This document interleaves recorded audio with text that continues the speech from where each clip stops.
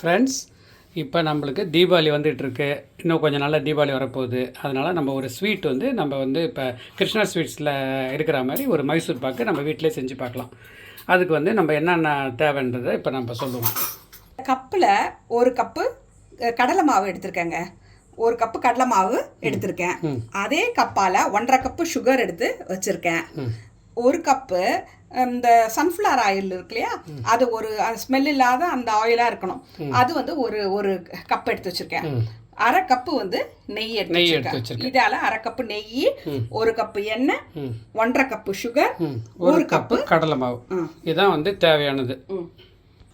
First இந்த மாவை சலிச்சுக்கோங்க. கடலை மாவை ஒரு சலிச்சுக்கோங்க. எதுவும் இல்லைனாலும் சும்மா ஒரு சலிச்சுக்கோங்க. அதுக்கப்புறம் அதை ஒரு வானலியில் போட்டு லைட்டாக வறுத்துக்கலாம். ஒரு 1 to 2 மினிட்ஸா? ஒரு 2 மினிட்ஸ் லோ ஃப்ளேமில் வறுத்துக்குங்க.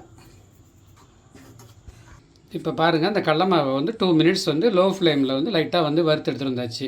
அதுக்கப்புறம் நம்ம எண்ணெய் வச்சுருக்கோம்ல, அந்த எண்ணெயிலேருந்து கொஞ்சம் கொஞ்சமாக விட்டு கட்டி இல்லாத இதை வந்து அப்படியே கொஞ்சம் நல்லா வந்து பேஸ்ட் மாதிரி ஆக்கிக்கணும். இப்போ பாருங்கள், எவ்வளோ கட்டி இல்லாத நல்லா நைஸாக நல்லா இந்த பதத்தில் வந்து நல்லா கலந்துடணும். கட்டியே இருக்கக்கூடாது. இந்த மாதிரி வந்து நல்லா அடித்து ஸ்பூனால் அடித்து வச்சுக்கணும். இதை அப்படியே எடுத்து ஒரு சைடில் வச்சுருங்க. பாருங்கள், அந்த கடலை மாவை நல்லா நம்ம கலந்து வச்சுட்டோம். இப்போ அடுப்பு பற்ற வச்சு கடாயில் அந்த 1.5 கப்பு நம்ம சுகர் வச்சுருக்கோம்ல, அதை போட்டு நாம் பாகு காய்ச்சணும். இப்போ இதுக்கு இப்போ மூழ்கிற அளவுக்கு தண்ணி விட்டுங்க. நம்ம இந்த சர்க்கரை மூழ்கிற அளவுக்கு தண்ணி விட்டால் போகிறோம். இப்போ பாருங்கள், மீடியம் ஃப்ளேம்லேயே வச்சு நம்ம கரண்டிகிட்டே இருக்கணும், கலரிகிட்டே இருக்கணும். அது வந்து நல்லா கொஞ்சம் பொங்கி வரும் பார்த்திங்களா, அதுதான் வந்து பதம் நம்மளுக்கு. அந்த பதம் வரைக்கும் நம்ம வந்து இப்போ கலரிகிட்டே இருக்கணும். இப்போ பாருங்கள், இப்போ சர்க்கரை பாகு வந்து நல்லா கொதிக்க ஆரம்பிச்சிருச்சு. இதுதான் வந்து கரெக்டான பதம். இந்த டைமில் நம்ம எண்ணெய் விட்டு நம்ம கலந்து வச்சுருக்கோம்ல அந்த கடலை மாவு, அதை அப்படியே கொஞ்சம் கொஞ்சமாக விட்டுட்டு இதில் வந்து அப்படியே கலக்கிட்டே இருக்கணும். நம்ம இதில் அப்படியே கலக்கிட்டே இருக்கணும். இப்போ பாருங்கள், இது நல்லா வந்து அடி பிடிக்காத கலரிட்டே இருக்கணும். அடி மட்டும் பிடிக்கக்கூடாது. ஒரு 5 நிமிஷம் நல்லா இப்போ பாருங்கள், தண்ணியாக இருக்கிறது கொஞ்சம் கொஞ்சமாக கட்டியாக மாறும். இது கொஞ்சம் கட்டியாக மாறுற அளவுக்கு நம்ம 5 நிமிஷத்துக்கு கலரிட்டே இருக்கணும், அடி பிடிக்காத மாதிரி. அதுக்கப்புறம் தான் நம்ம வந்து அந்த எண்ணெயும் அந்த நெய்யும் கலந்து வச்சுருக்கோம்ல, அதை கொஞ்சம் பாருங்கள், கொஞ்சம் திக்க ஆரம்பிச்சிருச்சு. இப்போ இருந்தே கொஞ்சம் கொஞ்சமாக நம்ம அந்த நெய்யும் எண்ணெயும் கலந்து வச்சுருக்கோம்ல, அதை அப்படியே விட்டுட்டு கொஞ்சம் கொஞ்சமாக கலர வேண்டியது தான். கொஞ்சம் கொஞ்சமாக அப்படியே இது அப்படியே கலரிட்டே இருக்கணும், அடி பிடிக்காது. இந்த மாதிரியே கலரிட்டே இருக்கணும்னு வச்சிங்களேன்.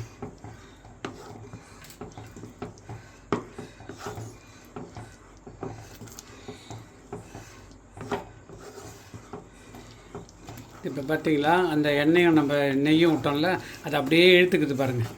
இது இழுக்க தான் நம்ம வந்து விட்டு கொஞ்சம் கொஞ்சமாக விட்டு கலரணும். எல்லாமே ஒரே சமயத்தில் கொட்டிடக்கூடாது.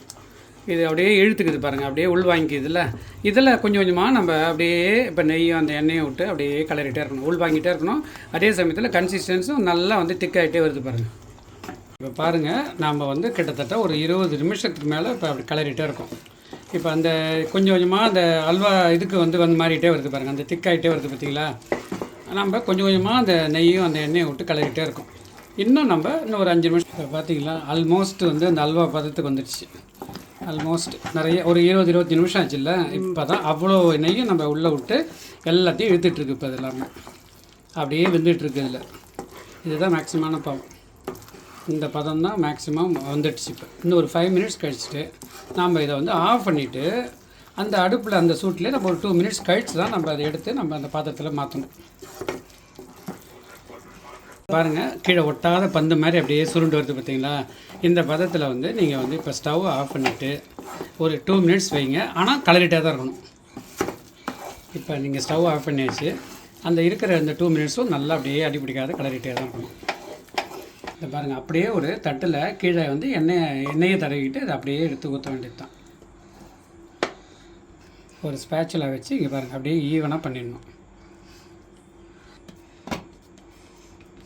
இங்கே பாருங்கள், இது மாதிரி ஈவனாக பண்ணி வைக்கணும்.